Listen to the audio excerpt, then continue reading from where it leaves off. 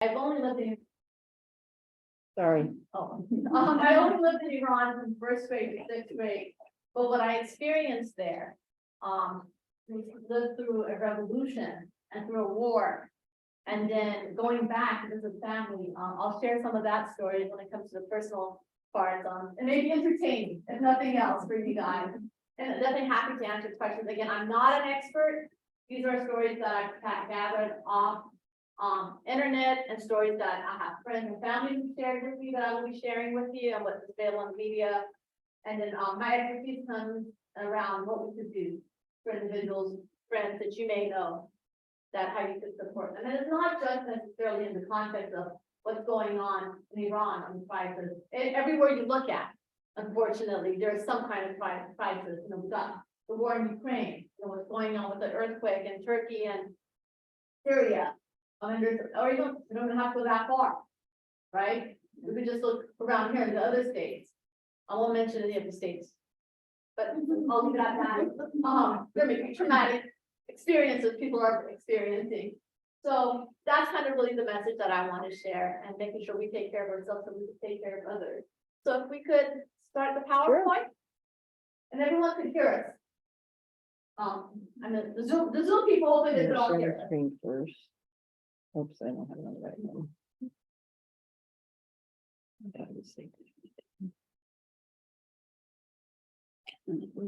And for this occasion, I also decided to wear traditional dress from Iran. So this is my mom's.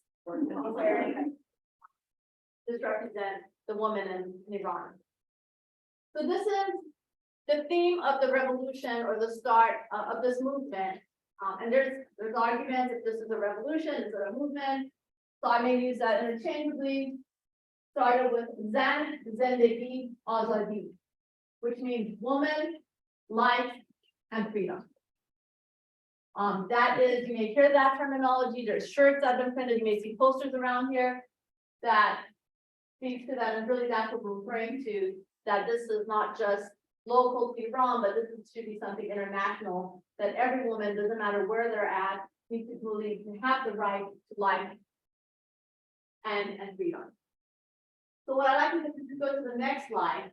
I'm not sure how many of you guys actually watched the Grammys when Dr. Biden actually awarded Tehran with the I guess it was a new category, the social change, and he received the award for the song Baraye. That this is this young songwriter and poet. Actually, for this song, he was put in prison, and he is presently on house arrest. But his song, some of you guys may have heard it or not, it really echoes what Iranian people, and a woman in particular, have experienced in the past 6 months. And what he did when he wrote the song, he basically took people's tweets, and put it in a song and wrote about it. He sang the song in Farsi, however, it has been translated in multiple languages. So what you're going to see here is a video of the song in English, but also clips of the Iranian woman movement that's occurring right now in Iran. So Hold on. I keep losing the mouse. There it is. I'll move out of the way. That's all right. It's our first technical pause. Bear with us.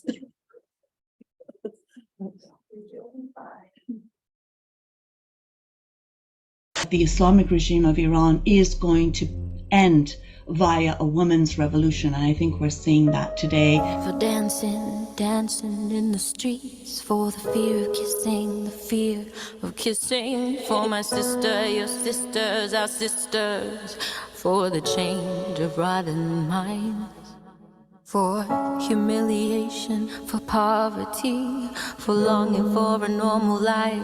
Could that be for the waste picker kid and all of her dreams, and for the corrupted economy, and for the polluted air, for the withered trees on L.C.S.W, for the little cheetah and his predicted end, for all the forbidden dogs who are innocent, for endless non-stop weeping, for imagining the scene could happen again, for a face smiling, for all the students, for the future, and for this forced heaven, and for the intellectuals in prison, and for the refugee Afghan kids, for all this, and for everything that was not said, for everyone, all the slogans that are empty, for the collapse of houses built so flimsy, and for the peaceful days, for after long, long nights, for the sun rising, for tranquilizers and no sleep, for woman, life, and freedom, for the girl who wished that she could be a boy, for woman, life,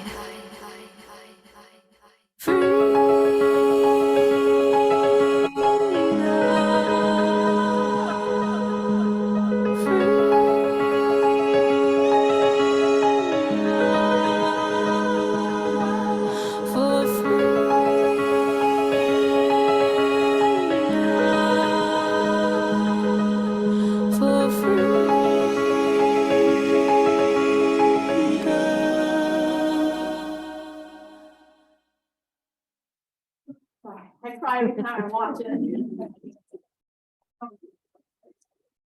We're going to sing a song now that right now is being sung by. They actually played the song also at the concert. So I don't know if you guys noticed in the video, there was a young woman that was climbing the rock. Oh, yeah. So she was in a concert, there's quite a few of the women, athletes, Iranian athletes, who were participating during this time movement and international events, chose to remove their headscarf because it's mandatory for Iranian women to wear their headscarf. She went back to Iran and apologized to the government that there was an accident that the headscarf had fallen off her head. And a month later, her house was demolished. We've had several other athletes who now are in prison. A lot of actresses who stand with the people and the women's movement are also in prison. We have one of our, she is number, I can't remember where she's ranked, but internationally she's ranked in chess. And she was at an international chess contest. And she chose to remove her scarf, and now she's Spain has given her immunity because she has been threatened to return to Iran. Quite a few, I don't know if you guys recall, during the same time period, there was World Cup. If anyone follows World Cup, Iran had made it to the World Cup, and many of our football athletes, Iranian athletes, had decided that they were going to stand with the people of Iran in this movement and not stand up or sing the Islamic anthem. And that was the first game. They were then threatened that if they don't engage, that there will be consequences. So that is the situation where a lot of these athletes, and there's so much frustration, think, well, why are people doing anything? Why aren't like people that have power? We don't have power. People don't have power there. That you speak up, and all these individuals who have made these and did stand up, there are consequences for that. And they're a lot more braver than I am. I don't think I could ever do that. Me speaking here, it scares me. I'm like, I'm not going back to something changes. Right? But these are a lot of individuals who really risk their life, and I'll talk about some statistics around this. And the media that was coming out of Iran with the young woman that was killing is heart-wrenching. A lot of these young women that were part of this to fight for their freedom and their rights. So sometimes we think we have it bad here. Ooh, comparison, we're in a good place. But the question is, what can we do for others? So if you go to the next slide, please. So I know one of the questions was for many people, they may not be familiar where Iran is. So Iran is technically, everyone says Middle East. In the Middle East, I don't know if many people know that, but it's actually in Asia. And that comes as a surprise to many people. So I remember when I came here as a sixth grader and I had to fill out the bubble, what ethnicity I am, I always put myself Asian, because Iran is an Asia. Until somebody said, oh no, look at the parentheses, next to white, there's a parentheses that says including Middle Eastern. So you have to put yourself there, not under Asian. I was like, oh really? But Iran is an Asia. I don't know how that works out. But in terms of context, Iran is surrounded by the Persian Gulf, and down here is a lot of the Arabic countries, Islamic countries. On top, we have Russia,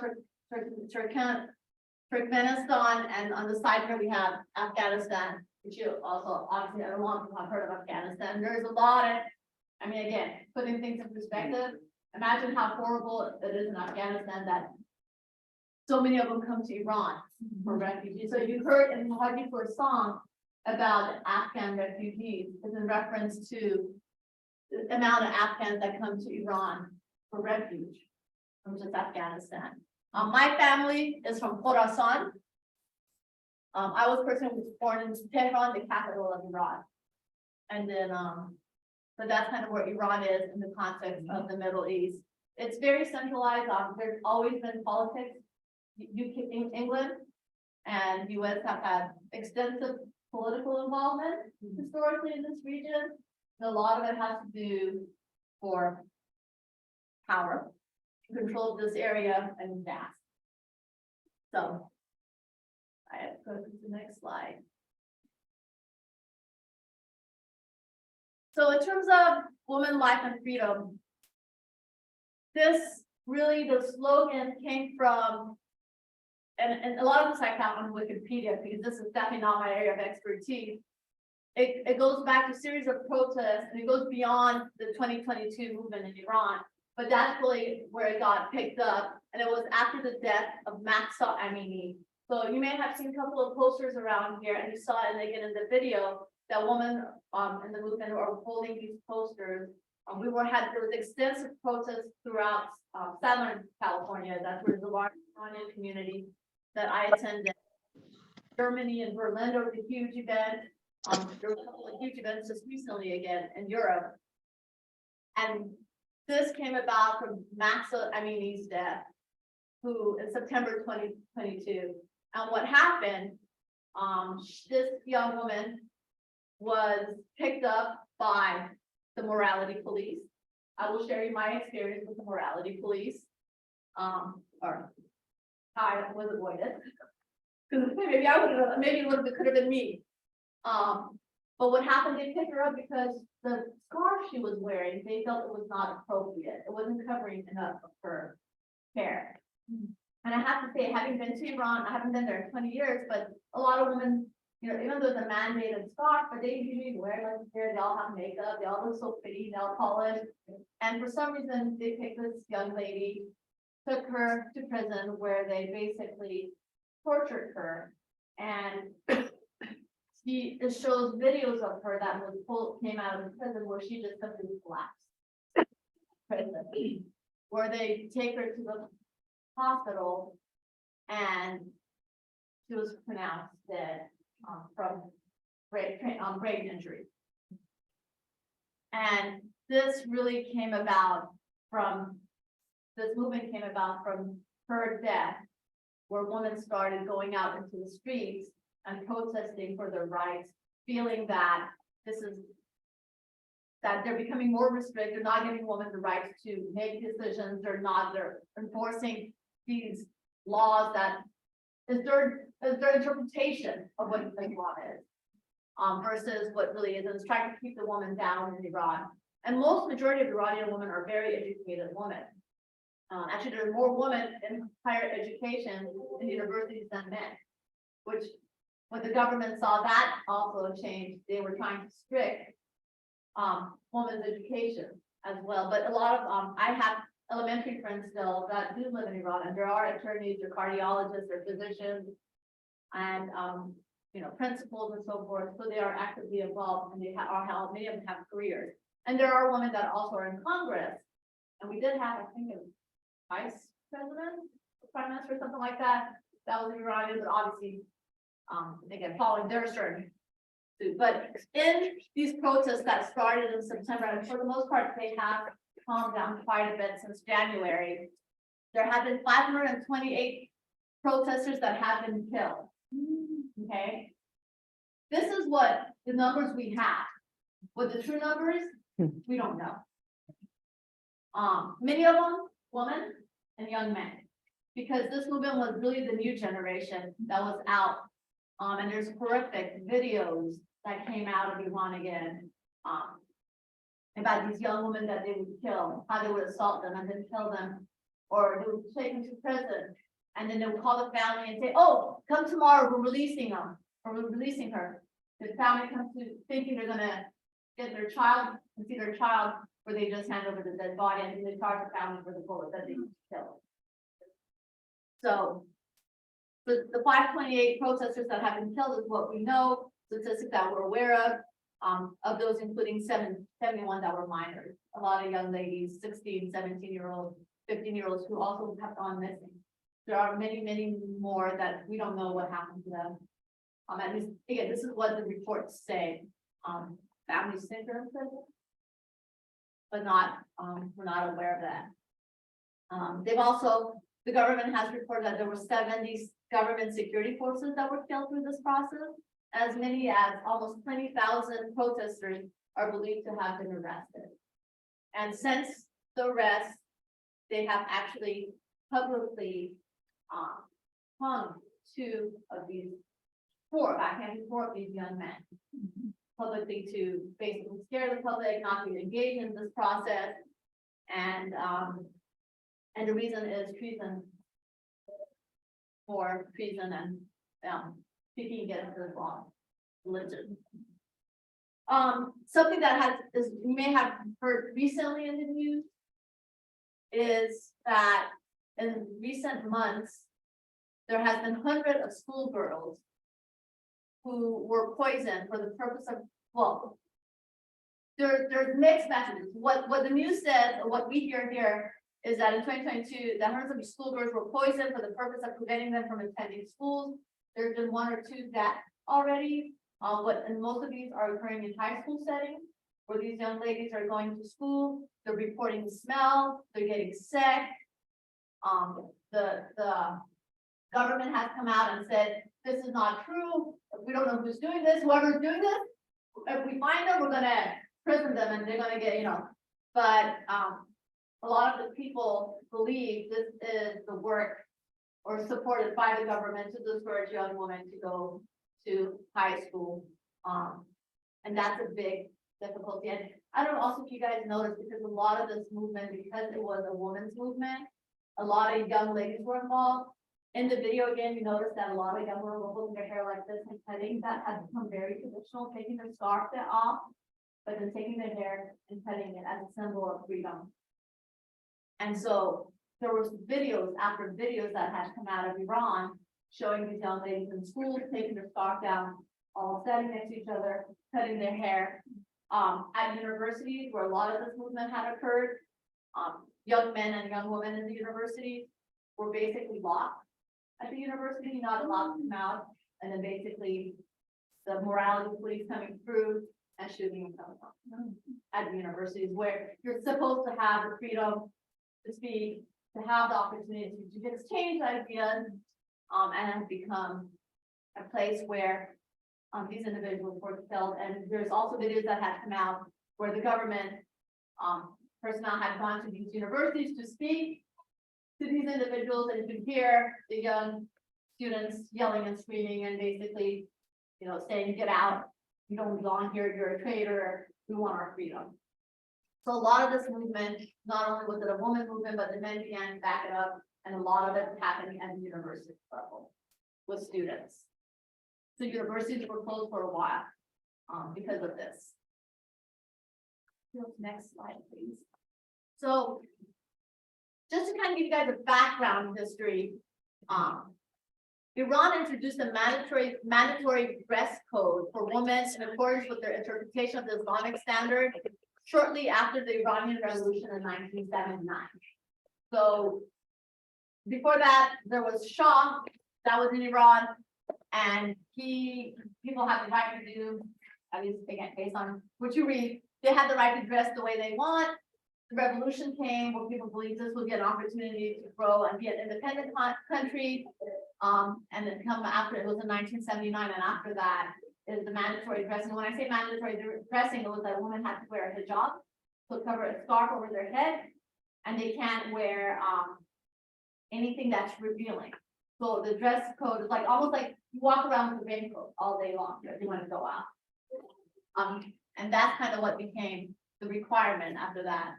And violence and harassment against women not wearing the hijab in accordance with Iranian government standards has been reported after the revolution. And whereby law enforcement personnel and pro-government vigilantes will go out and basically you're walking down the street. If they think you're not dressed properly or you're showing too much leg or you're showing too much arm, they could basically come grab you and put you in a car and take you to prison or to jail. So that is kind of the morality police are referring to, that controls the streets to make sure people are dressed properly. Same thing goes for young men. In terms of not wearing, men cannot be wearing shorts and a t-shirt and walking around either at a certain age. So no Daisy Dukes, you go to the beach, there's no bikinis, no Speedos, none of that is optional there. That could be a problem.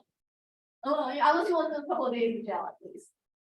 So again, counter lux that we get to dress the way we want around here, right? So if we could go to the next slide. So just to kind of give you guys, again, we talked about education, the woman. Education is in Iranian culture, education is huge. It's big. They advocate for both young men and young women to be educated. And as you notice here that in terms of 42% of women who take the university entrance exam continue to higher education compared to only 29% of their male counterparts. And it's not like here in the US, what we do is you want to go to higher school, after high school, you want to go to college, you take the SAT. Now schools don't require an SAT anymore, right? And you can apply and get into college. In Iran, you have to take a 3-day exam. And there's an entrance exam to go to college. And only the elite that score high, depending on the topic, their area they scored, people then go or get accepted to certain universities.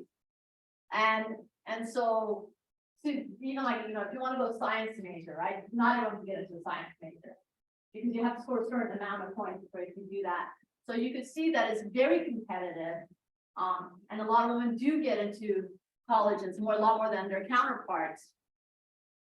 So education has been dominated in many fields by females, it has not enabled women to enter the workforce in comparative numbers, which means there are still more men in the workforce than females, and there's less opportunity for have women move through the ranks. And I ain't gonna lie, that happens here too. I've personally experienced it, having been always in management and leadership, right? But it's a lot more, in Iran, it's more in your face. And it's a lot more prevalent than here. Here they try to do it, right? But we're not still here, and here in the US, what is this, 70 cents to a dollar? Is that still enough? Statistics for women to men when they're doing the same job? So, that's why I gave up working for the corporate world. And I was like, you know what, I'm gonna start my own consulting. Because, yeah, exactly. Because you know what, I can get paid just as much as the other guy next to me. So this is a big challenge, obviously, continues to be in Iran for young women, and we're going into and the other thing that's really interesting, because there's a lot more independence. So just like here, and compare more than all developed countries, I would say there's a concern because there's a reduction in birth rate, right? People are not having families. And one of the reasons that's the case in Iran, many young people are not getting married, they're not choosing to have families. But one of the main reasons for that is just crazy inflation. People can't afford it. People can't even afford to buy a piece of bread, where you stand in line for hours because of the inflation. And so you're kind of stuck. There's really very little to do. And I have, like I said, I have family in Iran. And when I speak to them, and these are, men, with engineering degrees, family members that I have, and they haven't been able to get a job for like 4 or 5 years. Like, why are you even bothering anymore? Just because of what's going on and the dynamics there. But like I said, it is a challenge. It is a challenge there. Okay. Let's go to the next slide. All right, before I move on, any kind of questions, if I share my personal story, any questions, comments, thoughts about what, yes. What is the reason behind having to cover the hair? Is it a religious thing or is it some other custom? I mean, we have customs here, like thinking of cowboy hat, Right. but I mean, why is that so important? Good question. I am definitely not the expert in hijab, which is the scarf. It is a religious reason why in Islam they ask that the woman needs to cover herself. But I actually, at the end of this PowerPoint, and we're going to be able to share the PowerPoint later with individuals who. Yeah, I mean, I can email it to anybody and, Okay. yeah, So That's I no have a problem. friend of mine and a colleague who does podcasts, History Behind the News. And he has a whole podcast on hijab and the history of hijab in Iran. So he's actually given me permission to share some of his links. So I could definitely share that with you guys. We could go into basically the story behind why this is and how it happened. But there's a religious foundation to it and in the Islam religion. Yeah. Brief question. When you communicate with your folks in Iran, do you have to use any coded language or do you have to be oblique about it? Or you get away from being spooked on? We just say, oh, how's the weather? The weather is lovely. Oh, is it raining? No, but you know what? We could use some rain. So we have these kind of conversations, like even I do message, like I use Facebook Messenger. It's very superficial. We don't talk politics. It's more like, hey, are you doing okay? Especially during the demonstrations, I was worried about we were sweeping a lot of young people. And it was more like, I just send me a text, let me know you're fine. Let me know you're okay. And I had some friends who were more daring than I was, and who would talk and have conversations with their family members. The family members were Iran who came here, and they would say, we went out, but we never knew if we were going to come back. Right? Because they were just when the police went in these demonstrations, you may get caught in these demonstrations, the police would come in and sweep them. But when I have conversation with my cousins, it's very general. I don't ask much. The Chinese and the Russians will get you even if you're outside the country and you speak ill of them. Is there such a potential? I'm a little fish, and I'm not talking politics. I'm just stating what's out there in the news. However, there are some prominent Iranians that are out here in the U.S. who have spoken against the government, and gosh, I don't know their names. I have the list in here. Who are being protected by FBI because they have life. They've been threatened for their life, and they have been a couple of attempts at their life. So, but again, those are individuals who are going to the news. They're talking to prime ministers of countries. They're trying to organize to change the government, and so they're brave souls that are willing to put their life and their life are being threatened. It's like what the Russians have done to the I'll go here and I'll come back. Well, thank you for your wonderful presentation, sir. It was beautiful. Thank you. In regards to the girls, I just saw that sort of like a documentary and also in the news, the girls that have been poisoned. Is there anything as of today or happening, anything close to that in the boys somewhere there? It's just all the girls. Somehow it's only happening in the high schools where the girls are. And so the government say, oh, this is just psychosomatic. How do you know? I think, girls just, dramatic. Yes. Are economic sanctions imposed by Western society some of the main contributors to scarcity and inflation? Yeah. I mean, I get it, you know, why we're doing what we need to do, the sanctions. But the sanctions ultimately does affect, the bottom, population, unfortunately, and that's the reality of it. But trust me, I just read an article the other day, one of the high ups, because when this movement was happening, a lot of these upper echelon individuals in the government were wiring millions and millions out of the country. So the people that have the money, do you think these sanctions are gonna affect them? No, they're stealing all the money, they're taking it out. So it's unfortunately the average person, and they want to speak up, but this is the result. There's other religions that are in Iran. They're not just all Islam worshipers. There's Right, so there's, majority of Iran are what we consider Shia Muslims. However, there is a small minority of Sunnis, which most Arab countries are Sunni. Iran is the largest Shia Muslim, but we also have our ancient religions, which is Zoroastrian, which Persian New Year is coming next week, when we have our Zoroastrian celebration and arrival of spring we celebrate. So there, Baha'i, yes, Baha'is are another people, we have Christians, but there are a lot of those are more minorities. I mean, there are churches in Iran and people do practice that as well. But majority is the Shia Muslim. Yes. are the high school segregated boys and girls. Yes, boys and girls are segregated. So, they don't interact.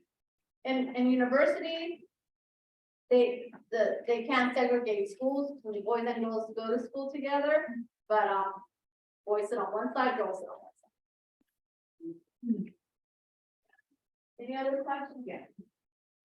Regarding media, how it's been so unfair along with the coverage, what is something that you'd like to highlight in our local media? I don't think newspapers, something in their story, but what is something that you would like to highlight to our? Just sharing about the struggle, what young people they're experiencing. There's actually, I have some clips at the end also with suggestions. Because the way they also cut the media, so people weren't able to communicate now. But a lot of people, Stop sharing. again, they're a lot more high tech than I would ever be, like something about a VPN code and changing it and rating it. So I wasn't sure if people she's were able to done. get media No, pieces she's out, not but done. just a couple of weeks ago, this young couple, and this is, by the way, this is a,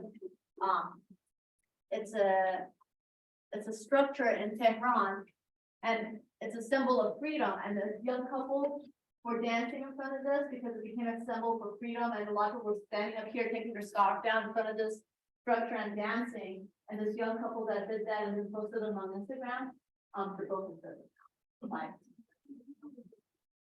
So, just letting people know about the struggle and see, you know, and being mindful that you may have someone, you may know someone who may be struggling with some of what's going on. I think for me, as an Iranian American, the biggest thing that I struggled with the past 6 months has been feeling hopeless and helpless. What can I do? I don't feel like I'm doing enough. You know, I am American, but also that's my heritage. And regardless, there are people that are innocent, people that are being killed. What can we do then? And it's really put more effort into what I can do even here around me to protect women's rights. Because women's rights here need to be protected just as much as there. And we know what Supreme Court just did recently. Not to get political, I'm just saying. Yes. In addition to the hijab mandate, is there other codes of dressing or codes of conduct that maybe are unfairly enforced or that exist at all between You men and can't women? dance. So do this. This is not an option. You mean publicly? Publicly you can't dance, but even at parties. And I'll share my personal story. You know, you brought that up. What about like groups of women walking together in the street? Group of women could walk down the street, you know, women could go out and have coffee, hang out, boys could go hang out, but you can't have.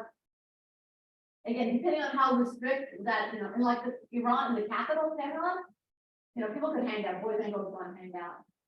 But it's not, in some of the more stricter cities, then boys and girls can't go hang out together. So, but any other, yes, But the morality, police, how prevalent is rape and child abuse? quite a bit, I'm sure, which is not reported.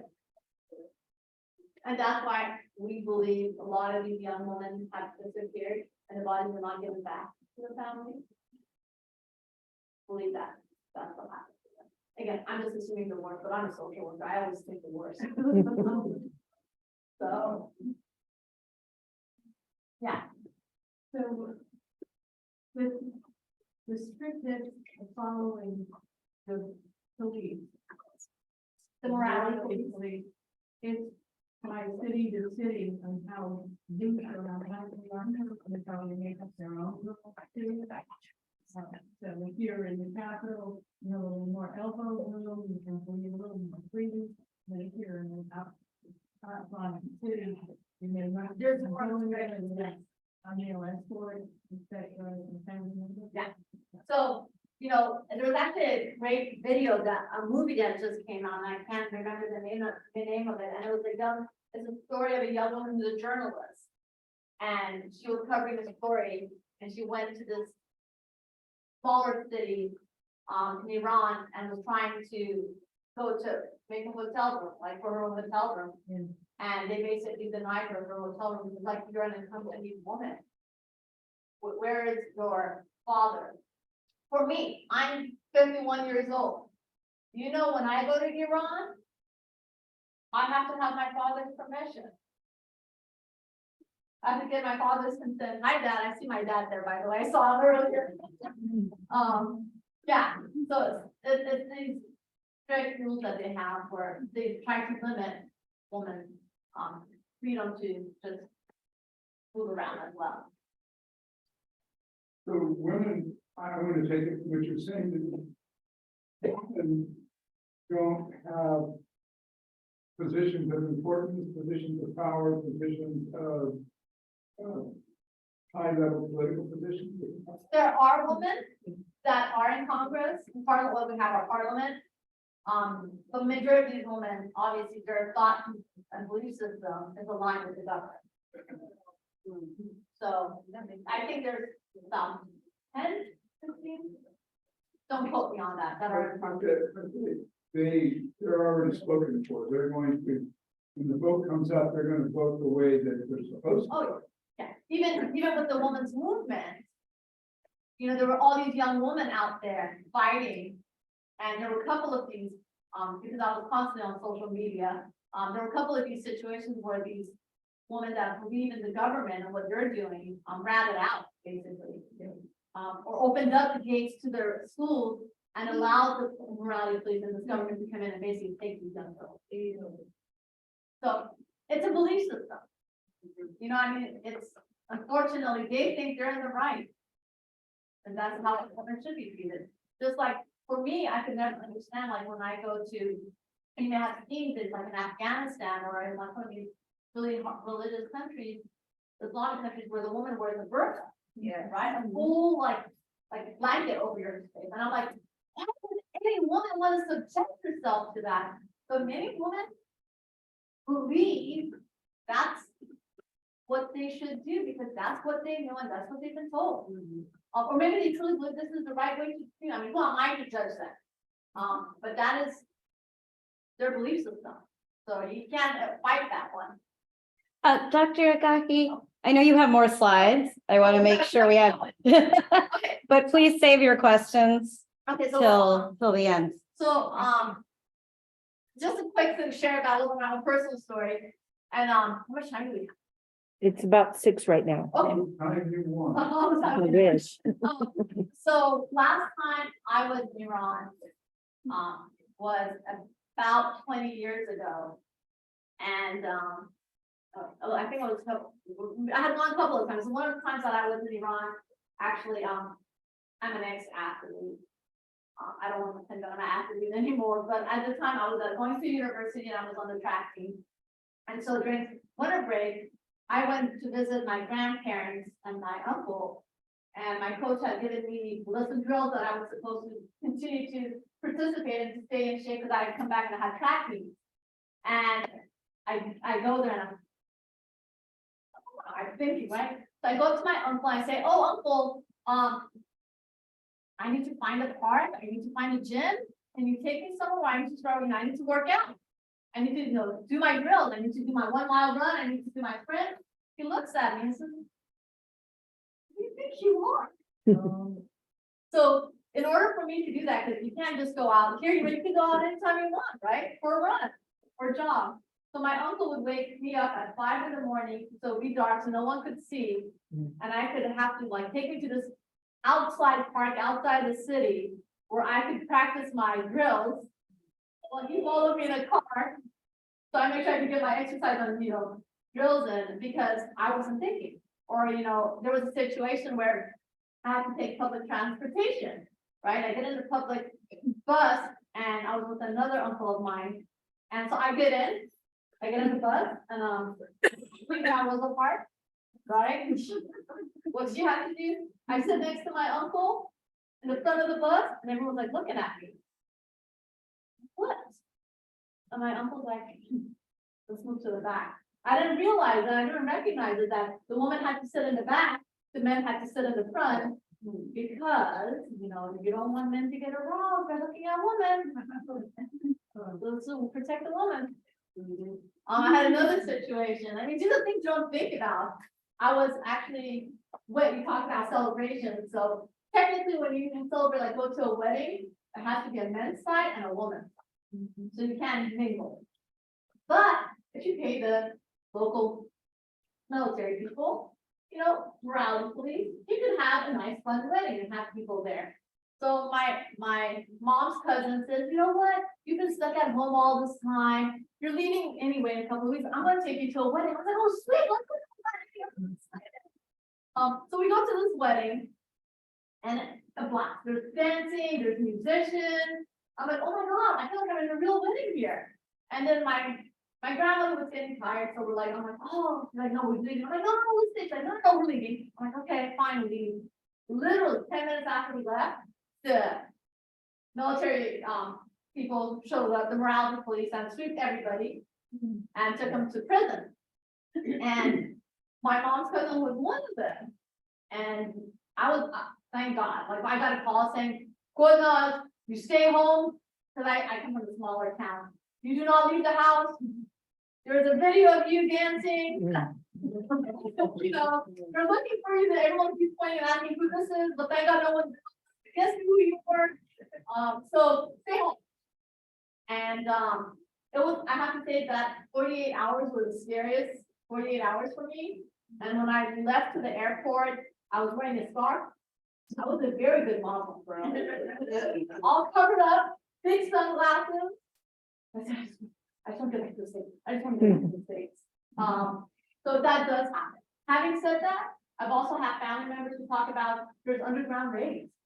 And people do take, basically that's their way of rebelling against the government. That there's underground raids and there are people that are participating in a lot of fun activities. But every time you do that, there's a risk. So with that, I do want to say, how can we help with the protests? I actually read this article. This is a really awesome article. If you guys want to click on it, you can see more information about it. But how to help the Iran protests and 2023, standing up for women, life, and freedom. Be their voice. And be their voice is basically share their story. I don't want to see that these people who died in vain. Share those stories. Follow the Iranian actors. I'm not Iranian. I'll be the first one to tell you that. But there are a lot of them. They will speak up. And there's in this article again here, we'll give you that list of those activists who are speaking up and who are working with various governments. Call your representative. Let them know what they could do, how they could advocate. Attend the protest. I know Santa Maria, probably you don't have a large Iranian community, do you? No. You're one today.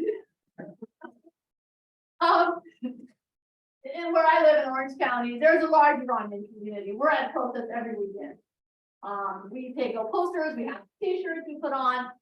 I have like 2 or 3 neighbors down my street. We all have these big posters in our front of our house that says Zan.Zendegi.Azadi, which is Women, Life, and Freedom. So if there's opportunities where you can coordinate something, here. Make a donation, there's a list of environment, I wouldn't donate to any random place, because I don't trust a lot of these donations. But if that's something of interest, this link talks about specific places that have been vetted for donation and sign petitions. There's quite a few petitions that are going around that. And then again, this article here gives you those options about signing petitions, and there are quite a few people that are on the list to be executed. So who were collected, rounded up during this protest. So if we could protect them, some of them are athletes and activists who spoke up. Okay. Speed up. Yes. There is a protest every Saturday in San Luis Obispo. Oh, there is. Yes, I have the address if you want to share, every Saturday. Every Saturday. Yes. Offering, offering. I didn't know that. There's so you got some Persian peeps around here. Yeah. It doesn't have to be Persian, by the way. My partner is not Persian, you know, my child is, I call my child a half-breed. Yes, I'm a half Persian. Phillips, white kid, you know, but he speaks Farsi. For me, it was important to understand culture and getting him involved as part of the process. So I tell him, I'm like, this is not a Persian thing, this is not an Iranian thing, this is not an American thing, this is a humanitarian thing. This is about a woman having rights. So this is the podcast I was mentioning. Double click and the other information to pop up. Oh, is it not popping up? There. Keep going, yeah. So if anyone is interested, you could go Google this. It's called History Behind News Podcast. You could actually a couple of more Okay. clicks. Sorry. That's okay. He actually interviews various scholars, and he doesn't just cover Iran. He covers many, just all the news around the world and what's going on. He talks about the history behind it. So he has one on Ukraine, he has one on pollution, but he specifically, these are the ones that he pulled for me, so I could share with you guys about the history behind the news podcast about hijab. We're asking about hijab, voting rights, education, and abortion, unbreakable revolutionary spirit of Iranians, women and men of the 1979 revolution, and sexual harassment. Actually, this was the one he recommended. He said, this is really popular. Also, since we're talking about women's rights, he said, that's a really popular podcast that you guys may be interested in, to talk about sexual harassment in America. So he recommended that one for anyone who's interested. I think the next, yeah, he said this, so you guys could take a picture of this. I don't know anything about technology. QR code. Yeah. Download it, and you'd be able to get it, or you can just Google it. And there's quite a few podcasts on various topics where he interviews experts. So he'll leave that up.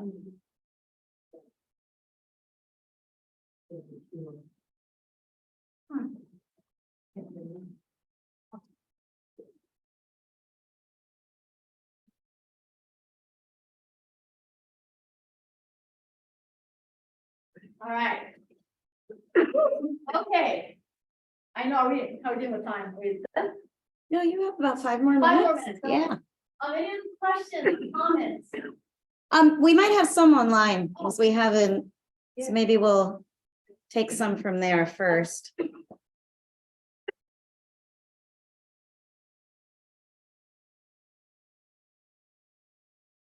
Oh, some people weren't able to see the video. Yeah, but that's okay. We are recording this. Okay. Because they can they'll all get share they'll also get the PowerPoint. Okay. And I see a couple of them are my colleagues too. So nice to see some of my colleagues up there. Hey, Gokul, if you're there. Oh, Cheyenne's one of my students. Hey, Cheyenne. Hi, yes. With the segregation in schools between boys and girls, and even as you're saying now, segregations at weddings. In America, weddings can be how boys and girls meet to, fall in love and get married. And so I'm just wondering, is there a high rate of arranged marriages? How do they meet Historically, date? maybe, but most of the people meet at coffee shops. Okay, and are And there at chaperones? universities, and at universities, most people intermingle anyway, Okay, and parks and movie theaters and concerts, so there's still opportunity to intermingle, but it's a lot more subtle, at least the way my cousin was explaining it to me one time, is like, you're at a coffee shop, you see someone you like, you walk by, you drop a piece of paper, say, hey, call me. and if they want to go out together in public on a date, Oh, yeah, no, no. do they have a chaperone or? Yeah, there must be a family member that chaperones, and if that's what they decide, or they have to meet underground. So, yeah. So it seems like there's a lot of interest in the local protests for Iran in San Luis Obispo would be the closest for us. Yeah. Are you able to read off the address? We could try, you could maybe type it in the chat pane and then everyone will be able to see it here on screen Thank and you. also on Zoom. So you have that information. I mean, if anyone wants to come down to Orange County, I can tell you where we meet every Saturday. No? Okay, Chris. Do you know where they do the May I protest? ask a question while we're waiting? They get the first priority. You know, there was a very popular movie called The Taxi by an Iranian director who was. This is the last, But his movie depicted. The last they sent to many me. couples. I don't know if it's a Saturday. Anyway, the address is there every Saturday, but the different topics. And then there is this popular Yes, that was the series mission. called Tehran. Yes. That's. To me, unless I hear from you or listen to NPR, that gets me closer to what may be actually happening. Do you recommend them to be truthful depictions? Honestly, I haven't seen them, so I can't speak to them. But I know there's quite a few filmmakers. One of them was that, and another one was Fire And they have a something. link, if you want. And those, both of those directors are in present right now because of what they depicted. There was a documentary that they had done. So I that's not, I wouldn't have thought of it right here. It seems what this points out, is the incentive to maintain separation of church and state. Because the governments are using their interpretation of a religion, which is a pure what date is that today? to vilify, control, and suppress people. When you allow I've been to that. when you allow Christian and government to collide and connect, then you have authoritarian control and tyranny. That is Okay, that's all right. We will find it. The same insidious connection. And I wish that people could see the connection so that they can be more aware and care about Iran, Afghanistan, other countries, and our own. Oh, that's a very good point. And I know people heard what was said about the separation of church and state and a lot of this impact. I'm just repeating what you said. Thank you. Right. Make sure the group up there heard that as well. So, how did, Oh, questions for me? do you know how you got here? I mean, how did you get out of the country? All your family or? Yes, I'm very fortunate.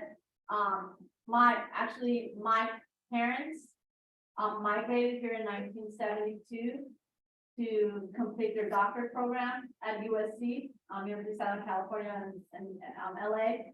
And so we lived here until 79. We picked the perfect time to go back. And then after in 1984, my mom basically said, my dad, I'm done, we need to leave.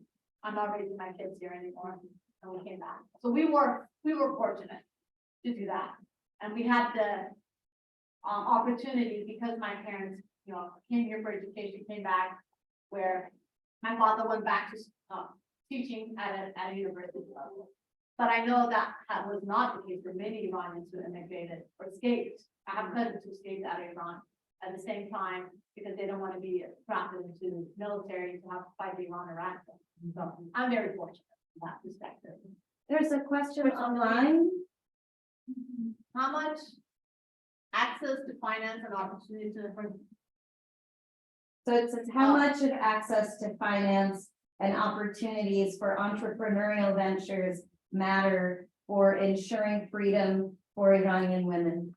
Oh, well, of course you'd be the one asking that question. Limited. I would say probably there's very limited. Like I said, there are a lot of individuals that I know, young females, but most of the females that I know that have professional careers is not in entrepreneurship, unless their families are in that business. So I do have families that there are female like VPs, but that's because they have a family business that they're managing. But the opportunity to go into some sector to do that or kind of follow that chain of command, no, that doesn't exist. Is that the only question or? Okay. Yes. Do you have dual citizenship? What was the direct I message? do. Yeah. What's that direct message one? There's a direct message.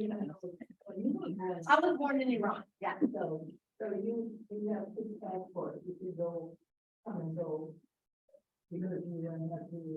Yes, but my son, who was born to an American father, but to an Iranian woman, that is not considered Iranian citizen. So he will have to get like a visa to go in. But if I was a man married to an American woman, my kid would automatically get Iranian citizen.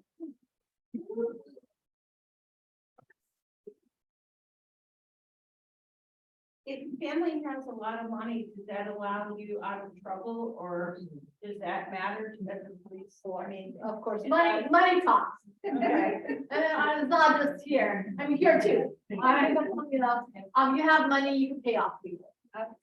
Just like I said, like a lot of these big events that occurs, people pay them off. They don't show up to our house till we're done with the wedding, we're done with this. I'm paying you off, stay out of our way for the time being.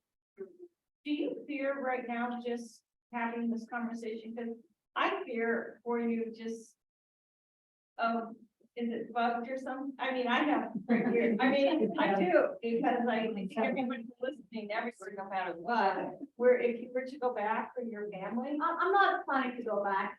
Okay, I got that. I don't even have my Iranian passport. It expired many months ago.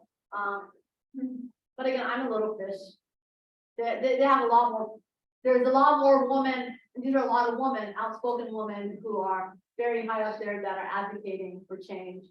I think they're more worried about those women than me. But of course, it's always a part of me, even when at the university we were talking about, they wanted media there to, initially at the beginning in particular, for us to speak. I said, I don't feel comfortable. I'm not speaking against the government. I'm just providing the facts. You never know. You never know. Yeah. I have an interesting question for you. I immigrated from Mexico many, many years ago, but thank God most of my family, immediate family, father, mother, brothers, sisters are here. But I always kind of wanted to go back. And my hope was that our government would be better, but that's not happening. So my question to you is what is there a hope for your country so that one day, if you wanted to, you could go back? That's a good question. I can't say I would want to, with growing up here, majority of my life, when I go to Iran, Iranians love America. So it's not if you take out the government fee. Oh my God, you're American. I'm like, no, I'm Iranian. And they go, no, you're American. You don't talk Iranian. Because when I speak Farsi, I speak with an accent. You don't look Iranian. I'm like, oh, really? Because you know what? When I'm in the US, everyone asks me where I'm from. And you don't look I'm American. You're saying I don't look Iranian. So, I think it happens with a lot of individuals who grow up bicultural, where do you belong? Because in the US, I didn't change my last name. So I have a very Iranian name. And I've heard this often, people say, oh, you speak English really good. Jericho with Jackie Chan? Yes. Do you?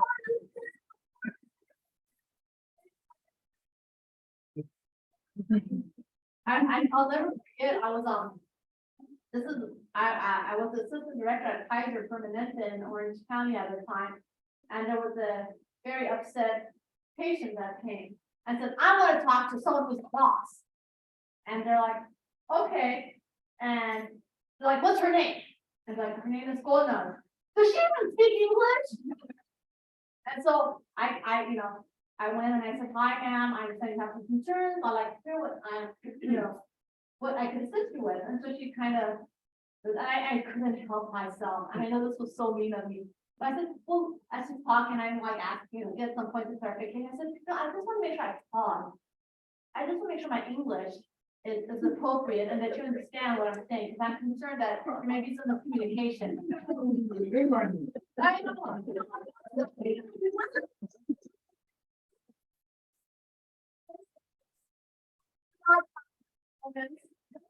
So frustrated. Back to the app is, I don't feel like I belong there or here. I think there's things beautiful about our culture here, and there's things beautiful about that culture. And what I hope that I could teach my child is to respect all cultures and for him to have his own culture. And take a little bit of this, a little bit of that.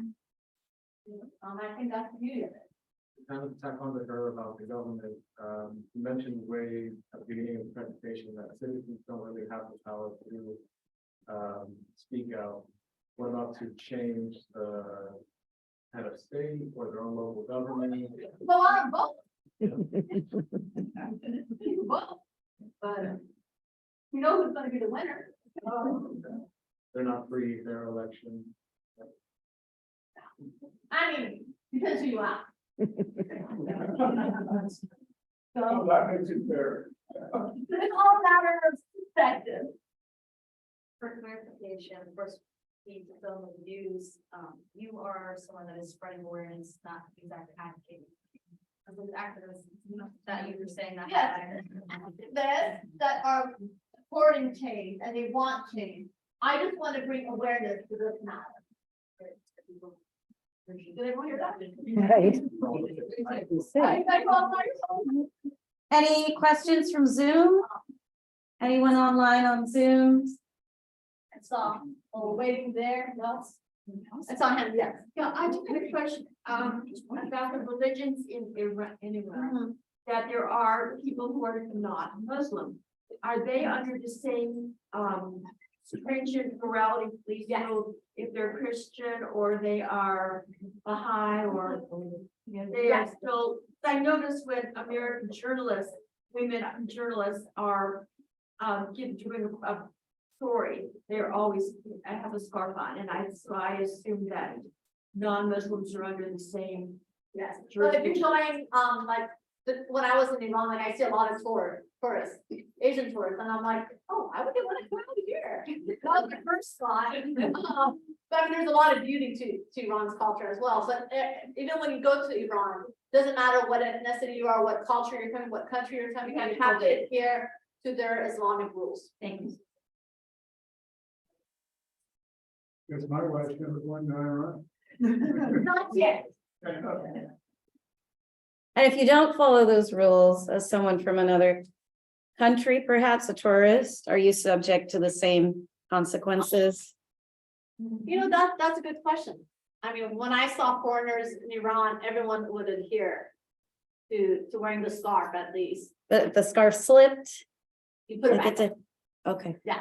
You say, oh, I'm sorry, I didn't know. But probably they're not going to be as stringent as they are on the Iranian, their own citizens. Yes. Just to share my own experience with Muslim women and hijabs.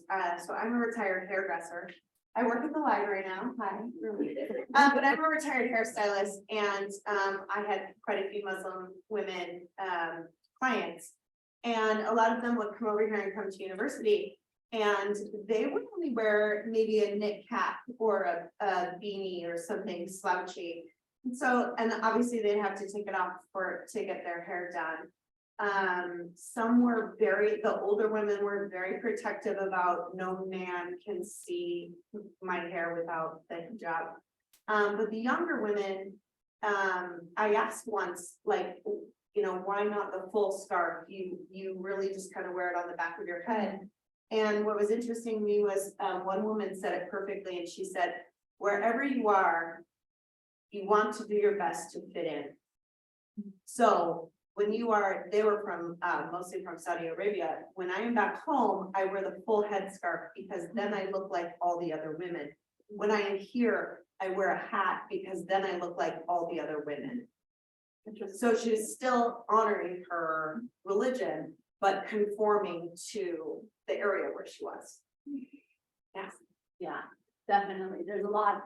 I think as women, we tend to, maybe nature or force, however you want to phrase it, we tend to be a lot more flexible and kind of change and shape and assimilate to do what we have to do. All right. Any other? One last, Yes. reproductive rights, is that any different now than it used to be? So many moons ago when I was in Iran, they were promoting, there was a slogan they were using, so yeah, like 20 plus years ago, when it was a jump in the population. They were saying, Zan.Zendegi.Azadi, that would mean live kids better life. But what I've read in the recent, there's an article I read recently that talked about how because there's been a drop in birth rate, they're really encouraging women to produce, and so there may be reduction in access to birth control. But again, this was just an article that was reading, there was some speculation. And you know, that ain't very far from what's going on here, but You know, and of course, all my media comes from TikTok, but a lot of it is youth movement. yes, And even in the States, I know there's a lot of the youth are protesting. we need more youth in Congress, Yes, yeah. in my humble opinion. Not to be political. We do have time for one more question online or from the audience. Yes. We don't have that. There's no.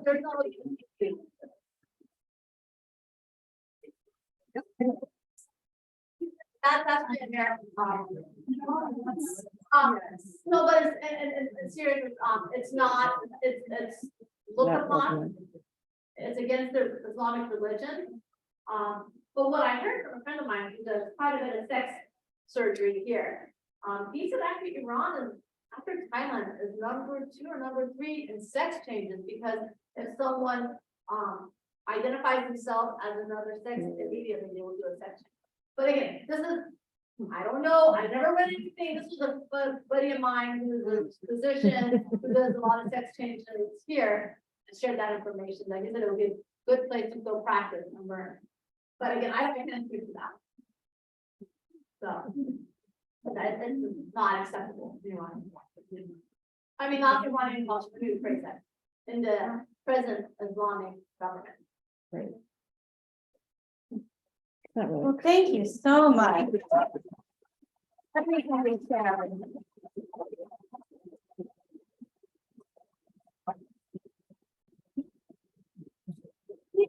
Take all the pastries we brought. Help yourself. Yes, Dr. Agahi brought those pastries. Wow. So please do take some of your way out. Are they from Iran? They are bigger than pastry, and there you go.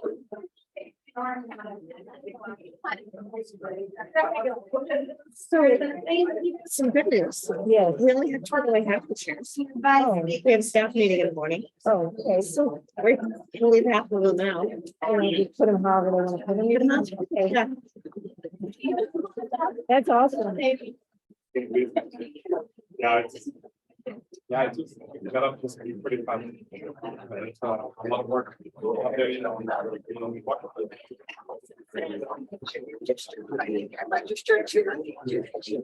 She did relate, it's just. Okay. Let me mute this. Fine. No, let me mute. I just wanted to be on the stuff. She'll get the Hold on.